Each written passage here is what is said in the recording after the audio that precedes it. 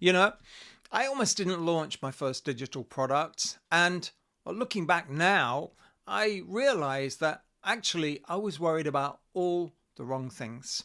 I spent weeks, actually, it was probably more like months, overthinking every single last detail.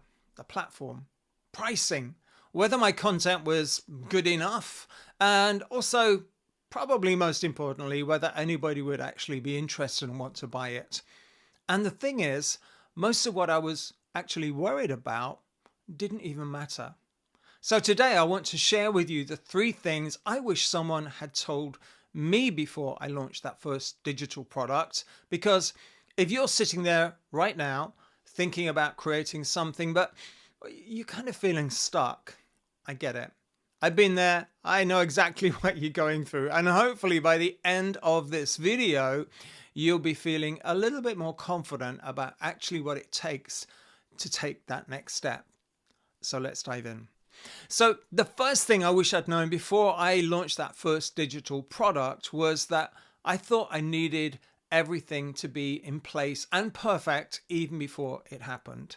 And I mean, absolutely everything. The course content had to be flawless.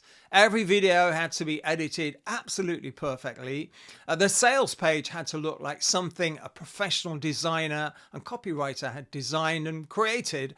I even spent days agonizing over what color scheme to use for the buttons.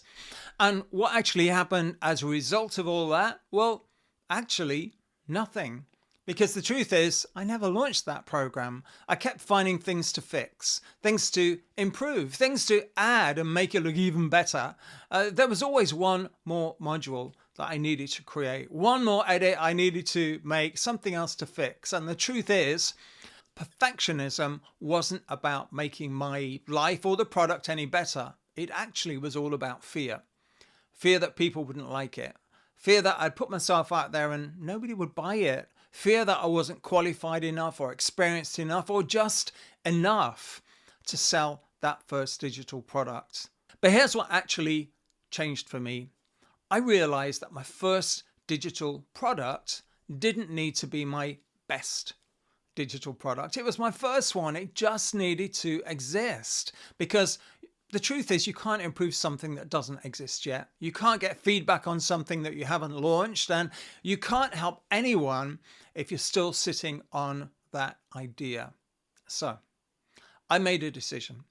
I gave myself a deadline and I said in 2 weeks, this is going live, ready or not.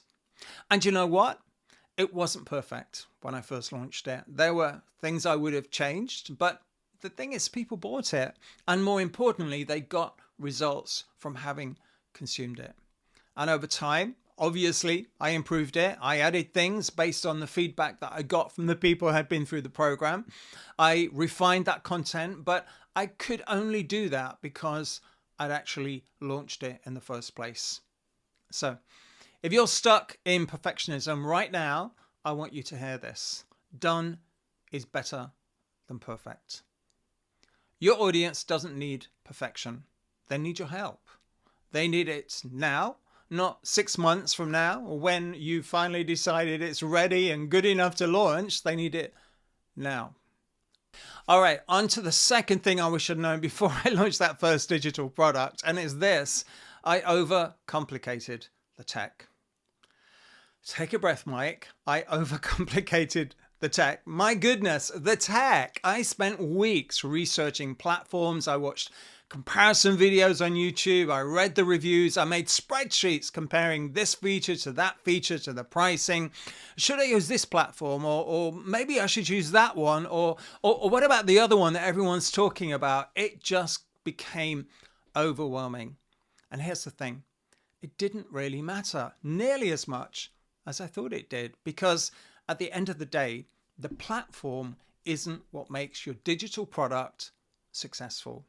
Your content is. Your ability to help people solve a problem is what really matters. The platform is just the vehicle.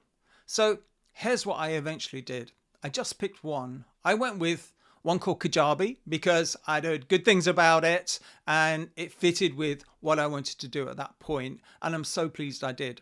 The course hosting, the sales page, the email sequences, the payment processing, it was all in one place. And that meant that I could stop thinking about the tech and start focusing on creating the content. Now, I'm not saying that you shouldn't do any research. Obviously you should, but all I'm saying is don't let that research and the tech get in the way of you making a decision. Just pick one platform, just pick one, and one that makes sense for your budget and your needs. And if you can, future-proof it as well. Learn it, use it, and see how it works for you. Because what I've learned through the years is that every platform has a learning curve. Every platform has its pros and cons, but none of them will do the work for you. You still have to create the content. So you still have to show up. You still have to market it. You still have to help your customers get the results that you want them to get. And the platform is just the tool that's going to help you be able to do that. So if you're stuck in research mode right now, comparing every single possible option, just pick one. Just pick one and move forward. You can always switch it later if you need to, but you can't launch a product that only exists in your head. And that brings me on to the third thing I wish I'd known before I launched my first digital product, which honestly, I think it's the most important. The thing is, I underestimated the mindset shift that you need to make to be able to do that. Creating a digital product isn't just about the content or the platform or the marketing. It's about becoming a different version of yourself. Because when you launch a digital product, you're stepping into a new persona, a new identity, a version of you. You're saying, I have something valuable to offer. I have knowledge and experience that can help you. It can help people. And I'm charging money for it. And that's it. That's a big shift. For me, I struggled with imposter syndrome. Who was I to be selling a course, charging money for it? There were people out there with more experience. I imagine more credentials, more success, that were just more. But here's the thing. Here's what I actually had to realize. There are people who are exactly where I was a year ago, 2 years ago, 5 years ago. And the thing is, I can help them. I can help those people because I've been where they probably are right now too. And I figured some things out. Because the truth is, you don't need to be the world's leading expert. You just need to be a few steps ahead of the people that you're serving, that you're there to help. And the other mindset shift that I noticed was this, that charging money for your knowledge isn't about being greedy. It's not about being selfish. It's actually about being of service. Because when people pay for something, generally, they seem to value it more. They're more likely to take it seriously, more likely to take action on it and implement what you teach and hopefully get results. And just to say, free content is also great. I love creating free content myself. It's part of my business, but there's actually something different about free content and having a paid for content. And it's about commitment. It's about accountability. It's about somebody is more likely to take action on it. They just seem to value what you've created more. So if you're struggling with the idea of charging for your skill, knowledge, your expertise, I just want you to reframe it.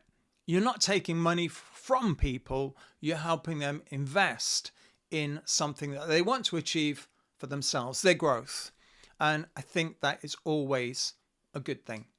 Now, if you're watching this video and you're thinking, okay, Mike, I get it. It all makes sense, but I still don't know where to start.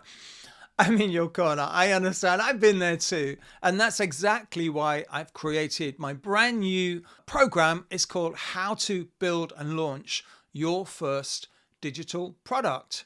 And in that program, it really is designed to help you walk through everything step by step. The planning, content creation, tech setup, launch strategy, it's all there.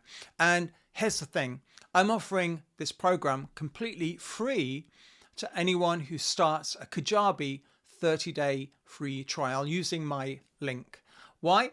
Well, because I genuinely believe Kajabi is the easiest way to get your product out there without getting bogged down in all the tech overwhelm. And I want to help you actually launch it, not just think about launching it, but do it.